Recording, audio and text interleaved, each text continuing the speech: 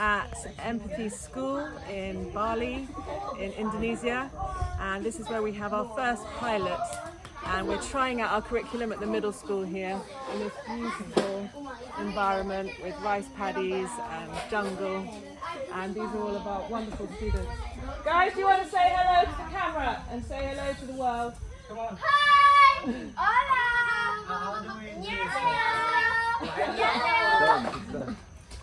All right. Thank you. Hi, I'm Rosina Dorelli, and I am the co-founder of the Biophilic Education Institute and Da Vinci Life-Skills. We are building a curriculum for the future of education, for 21st century skills, for the change makers and the entrepreneurs of the future. Our figurehead is Leonardo Da Vinci. Leonardo Da Vinci was a polymath. He was an accomplished scientist and artist, but also he was well-known engineer, inventor, product designer, city planner. He had a huge range of interests, and he had a lifelong love of learning and an insatiable curiosity about the world around him. So the main thing about Leonardo da Vinci was his passion for learning, and his principles for learning are summed up beautifully by Michael Gelb in his book How to Think Like Leonardo da Vinci, and he describes 7 Da Vincian principles. One is curiosità, this insatiable curiosity for all things around us. And then there's demonstrazione, which is a commitment to test knowledge through experience. So it's really experiential learning. Then we have sensazione, which is this learning through the senses. So all 5 senses, using our smell, our hearing, our touch, every part of us to learn. Then we have sfumato, which is a willingness to embrace ambiguity. So we don't need everything to be certain all the time. Maybe there's a chance for things to be ethereal. Maybe we don't have to understand all the mysteries in the world. Then we have arte scienza, which is this combination of art and science. Do we really need to separate the two? Maybe art is looking at the world the same way science is looking at the world. And he also believed in connezione, which is this recognition of the systems thinking of that everything was connected, this transdisciplinary vision of the world. And the last one, corporalita, this cultivation of grace, ambidexterity and fitness. So what we're trying to do is build a system where a character like Leonardo da Vinci could flourish. And the concern is that our current school system might not be that place where someone like Leonardo could flourish. By many reports, Leonardo may have been a dyslexic. If so, he may have considered himself a failure in school. If he was amazing at science and maths, he may have been pushed down an EBAC route where he was only allowed to do that and not doing art or music, and then we wouldn't have things like the Mona Lisa and the Last Supper. So we're building an education system where somebody like Leonardo could really explore all of his skills and be the whole human being that he is. So going through to the problem that we're dealing with, and I think this John Dewey quote sums it up really well. If we teach today's students as we taught yesterday's, we rob them of tomorrow. We have a big problem with our current education system. There are many things about it that are amazing, and it's been designed to support students. It's been designed to be fair, to be equitable, but in that design of creating this one-size-fits-all model, we're forgetting that we are all very different. Do we really want everyone to be judged by the same criteria? There's a wonderful letter that was written by a group of students to the head of Ofsted, and you can see from this quote, they said, "The current system is failing us. By not fostering individuality in education, our generation is being set up to lack self-determination, ambition and self-esteem. We do not want to conform. We want to make the world a better place." I think that pretty much sums it up coming from the students. But there's also evidence that 1/3 of students are failing in schools. They're failing to get their GCSE English and maths. to pass it. So that's 1/3 of students that are coming out of school feeling like a failure. And that's not really okay. I don't consider that, we don't consider that an ethical education system where students are made to feel like failures, made to feel that they are not valued by the system. There's also tons of evidence and tons of literature and research into education. The experts in this field have been calling for change for the last 100 years, and the neuroscience into teenage brains has only really been properly researched in the last 20 years. And exams and the way and our current system was designed way before that. Now we have a much better understanding of how our brains work, how we learn. And the system's not really designed in that way. We learn through storytelling, we learn through having context. And this separation that we have of siloed subjects, where you're learning some theory that has no relation to anything else, it makes it much, much harder to learn. And there's two amazing quotes here by two of my most inspiring people in this movement for changing education. One, Ken Robinson, from the most famous TED Talk of all time. It's the most watched, most shared TED Talk of all time. It's called "Do Schools Kill Creativity?" And he says, "We are mining our children's minds like we strip mine the earth for one commodity, and it's not sustainable. Many highly talented and brilliant creative people think that they're not." And the other, Gert Biester, this quote properly sums it up from what the real problem is here, is that this has to do with the question of whether we are indeed measuring what we value or whether we are just measuring what we can easily measure. So that targets and indicators of quality become mistaken for quality itself. It's no longer a question of what schools can do for their students, but what students can do for their schools. So business also has found that applicants lack the fundamental skills needed for work. There has been many surveys done. One by the Confederation of British Industry in 2007 found that students, not only from schools but also from universities, they lacked teamwork skills, problem solving, self-management, business, customer awareness, the ability to use IT, so many skills that we're lacking from trying to push students through this exam factory. And not only that, there's tons of money right now being generated in the UK, particularly in the creative industries. There is a 2019 report that there is 119 billion earned by the creative industries in the UK, and this is huge. So, so why are we steering students away from doing creative subjects when these subjects and things like creativity and problem solving aren't being encouraged in schools? It doesn't make sense, and it's not really sufficient for the future. And then we have on top of this the issues with climate change, global warming, and if you look at the United Nations 17 Sustainable Development Goals and Kate Raworth's donut economics model, you can see that there's so many things that students could be learning about how to improve the world, how to help us all live in a more sustainable way.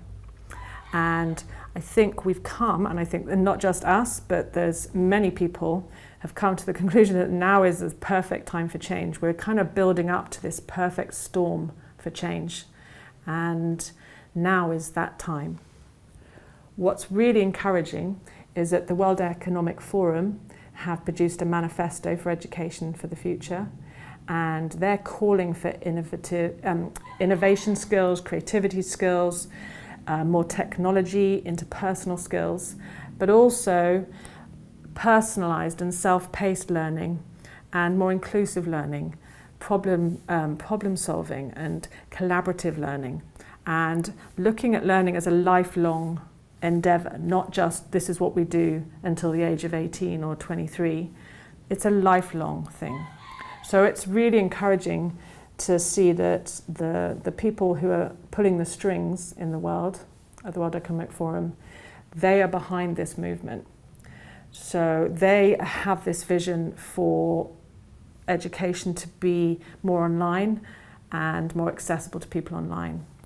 What we are calling for is, yes, online is great, but let's have that connection with our local communities. Let's have these places, which are schools, where there's places where we can connect with the ground and not just have everything online, because the pandemic showed us that learning online can also cause huge amounts of isolation and damage as well. So it's trying to find that balance.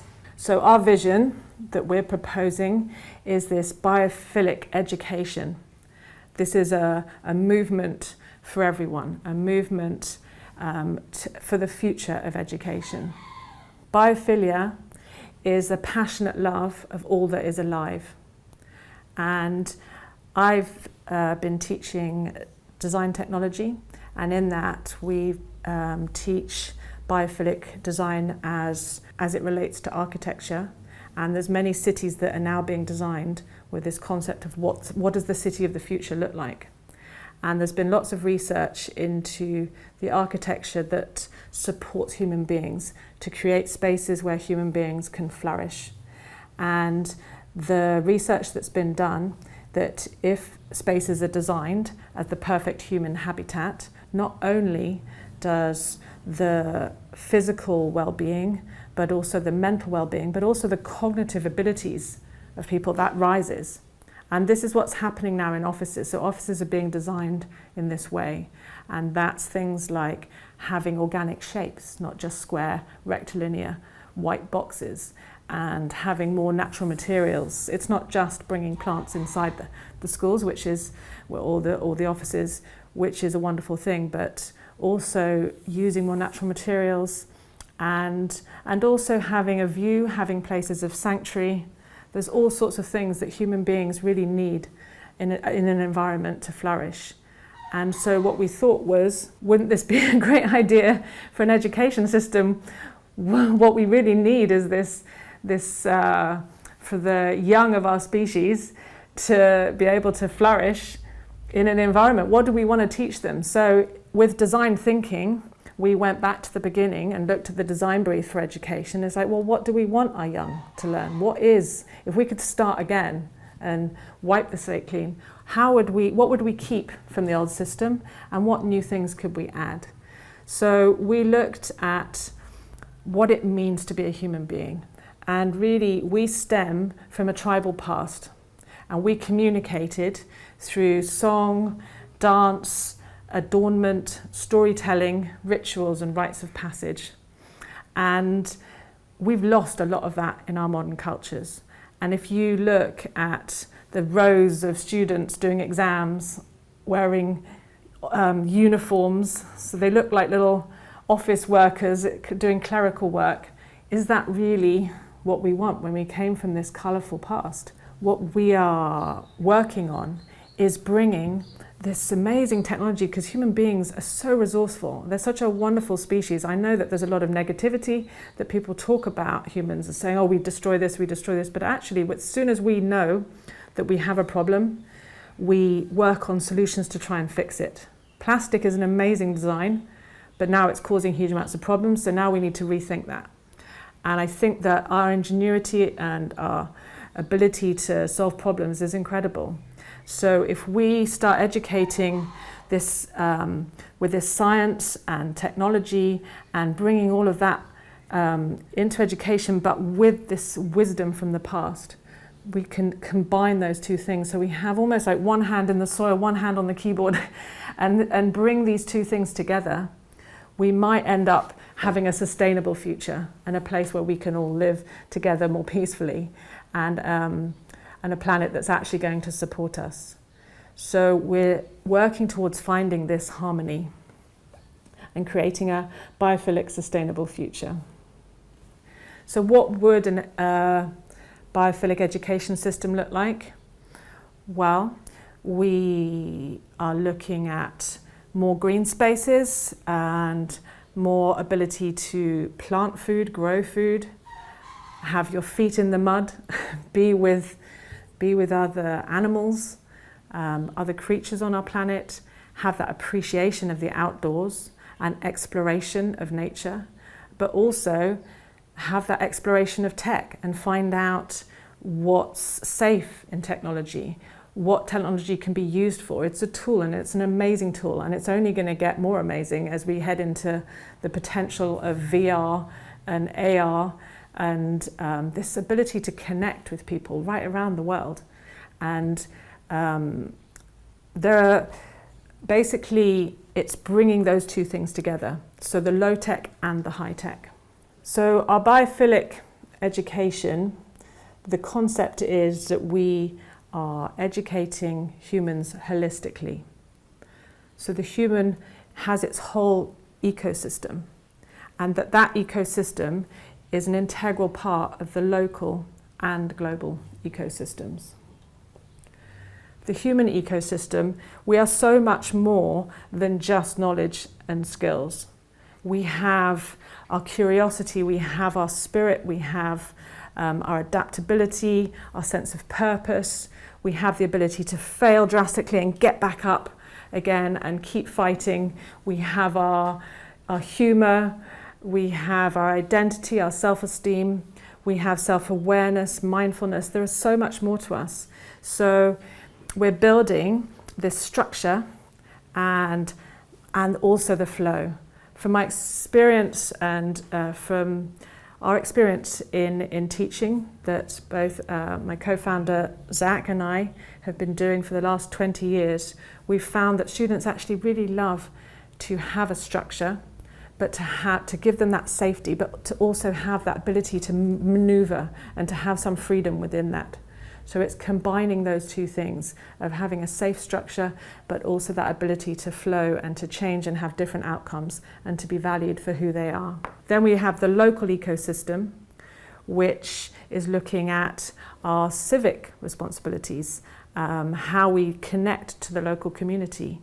So where we play, where we find food, the local farming production, our local culture, our sense of family and friends and safety and working as a team and collaborating with local people. That's really about belonging. We belong to our community. And we're also looking at apprenticeships, the vocations, so working with local companies to find out what students can do, what jobs can they do, bringing in experts from different fields locally to the school. And then we have our global ecosystem, which is our connection to the whole world. We're citizens of the world. So that then we're looking at biodiversity and regeneration, sustainable development, politics, globalization and trade, then world history, climate change awareness, peace and conflict resolution. And then that's where we can really look at our indigenous ancestral knowledge right around the world. We are collaborating to build community spaces. That's the real vision behind this, is to be able to create spaces for a community where learning is supported for everybody. We are bringing in the top specialist teachers from around the world because technology allows us to do that. We can create a global partnership, a global network of schools and teachers and students.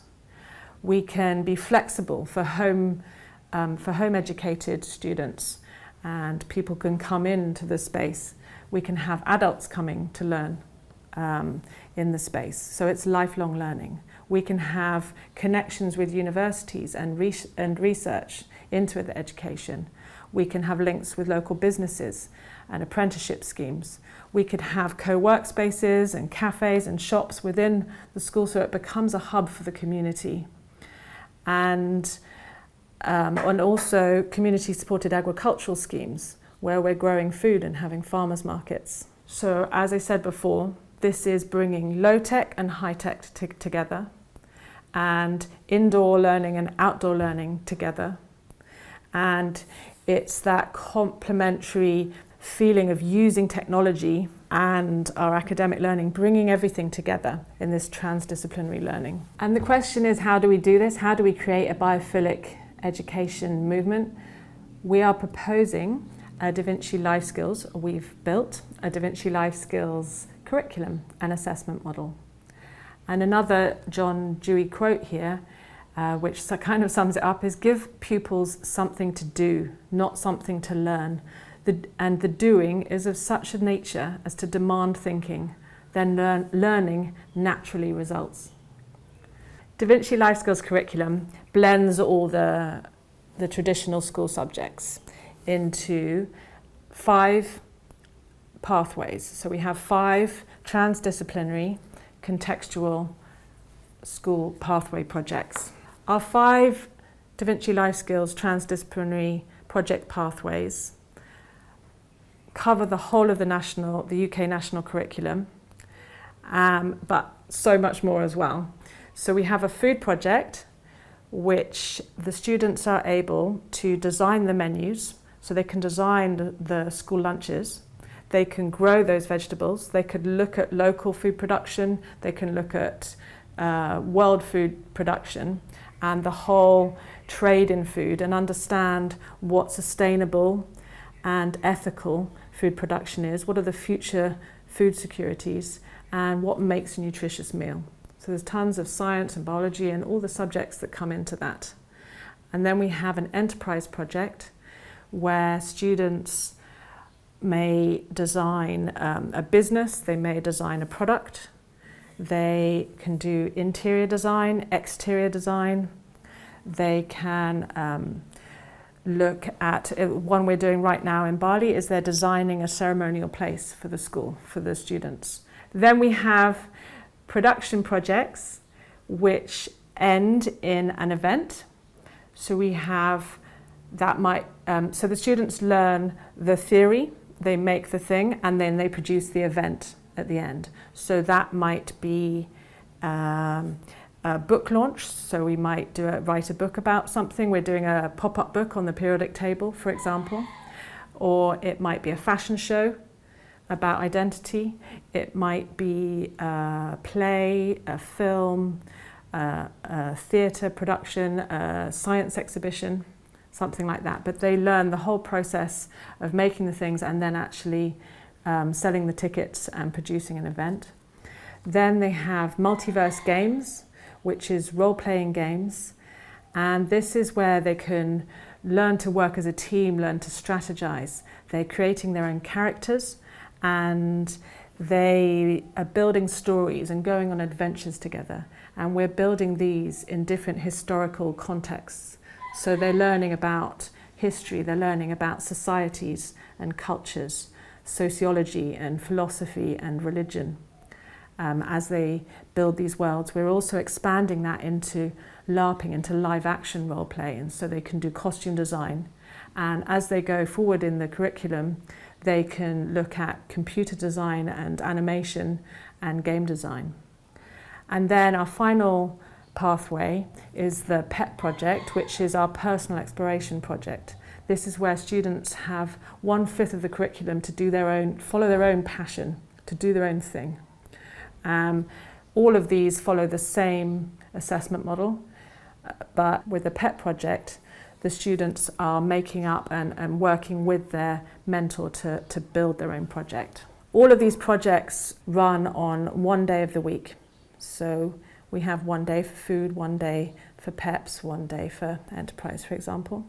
And so they're running 5 projects at the same time. And we have 2 semesters.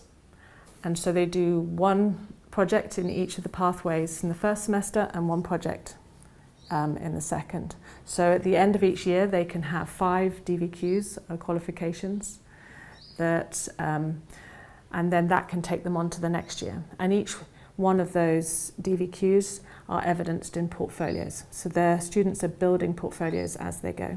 All of these projects include some academic learning, so some critical thinking and reasoning skills. They also include some physical skills, some movement and practical making time, and also social emotional time, so self-management and teamwork, and that ability to organize yourself. And then also creative and intuitive time, so that ability to come up with ideas and to solve problems. Basically, they're not sitting at desks listening to theory and being told to be quiet 85% of the day. We also have a B time, which we sandwich the whole of those projects with. So at the beginning of every day, we have 45 minutes where the students get to be themselves. And we have 5 different types of B time in the morning. One is visual, so they can express themselves through drawing, through painting, through self-adornment. And we have movement, so that's exploring how we move our bodies, how we express ourselves through body language. And then we have sound, so expressing ourselves through music and singing and harmonizing with each other and finding a rhythm. And then we have storytelling, which is lots of games about and theatre games, and we do charades. And then we have the final one is silent reflection. So that's a time for daydreaming, thinking. They can do journal writing or drawing at that point, but it's silent meditative time. And all of these are judgment-free. So the idea is that students don't have any judgment. There's no assessment related to any of this. This is their time to just be who they are and have that right to explore that. Again, it has some structure, it has some rules. It's a safe place to be.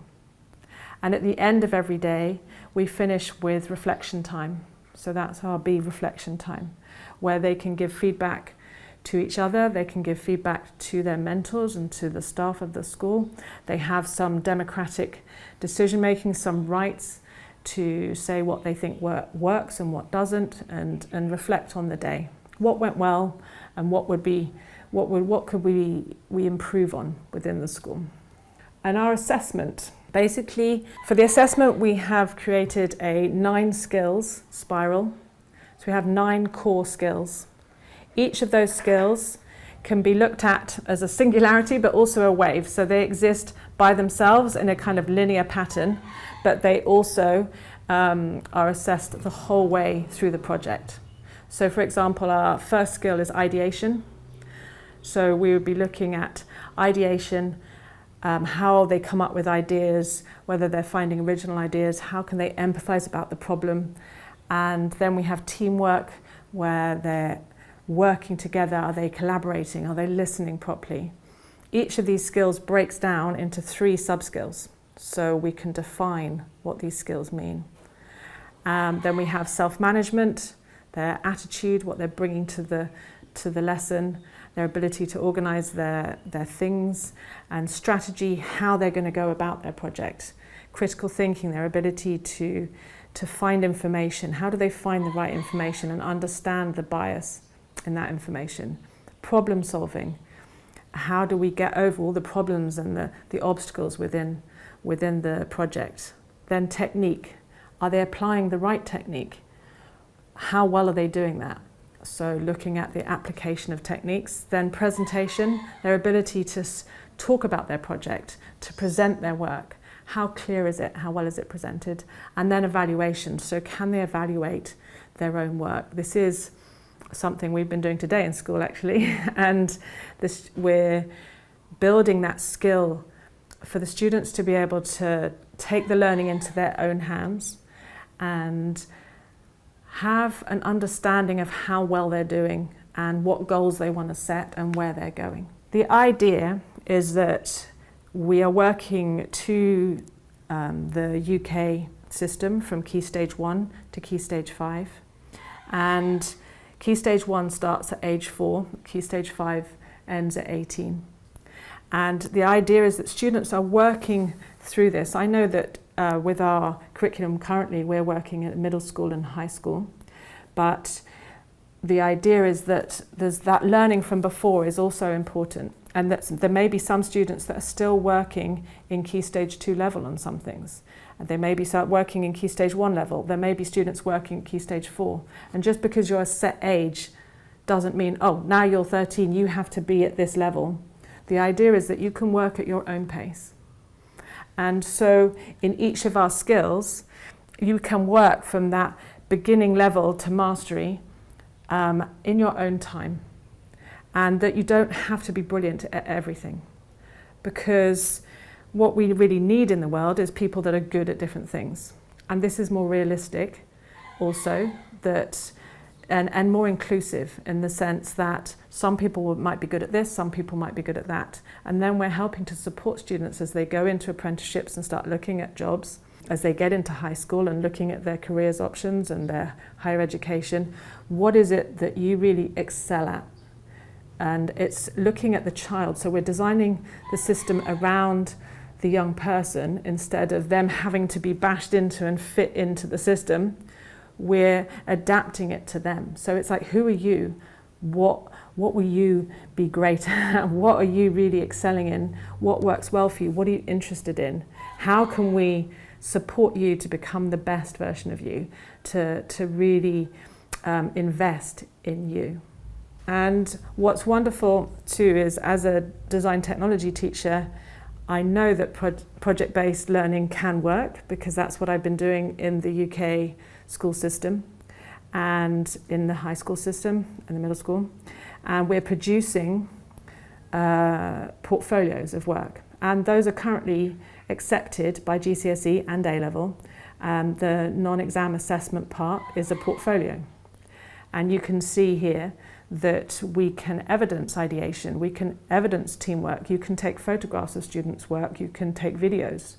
In a digital portfolio, you can evidence all kinds of things. You can have audio, you can have not only technical drawings, you can put in your essays, you can put in your maths, you can put in interviews, research, all kinds of things can go into a portfolio and evidence what you're learning. And so your final report is going, what we've created is this ability for parents and students and employers and universities to really be able to see what a student can achieve. So more than just saying, okay, this person has an A or an A star or an 8 or a 9 or a 7. I don't know what these necessarily mean. And with the grade inflation that we have, a lot of universities are saying that they're losing the value. And so they need to know more.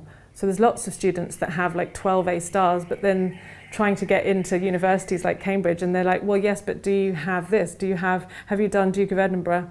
Have you got some work experience? Have you travelled? And they want to know more about you, because lots of people have got these grades. So we're developing these portfolios where you can see quite clearly this student's got an amazing ability to write essays, to produce video, and it's not going to take that long to be able to see very quickly what this student is capable of doing. And along with that, we have self-assessment feedback.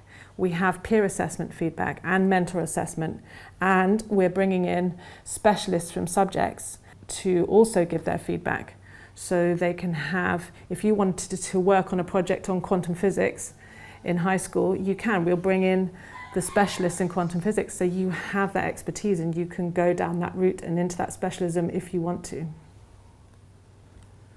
So this is the end of my presentation, and it's time for change. Let's all work together to make this change happen. And thank you for listening. Oh, and also, if you would like to get in touch with us and get involved in our project, contact us contact Rosina at Rosina@DaVinciLifeSkills.com, and you can check out our Instagram and our LinkedIn page, and our website is DaVinciLifeSkills.com. Thank you.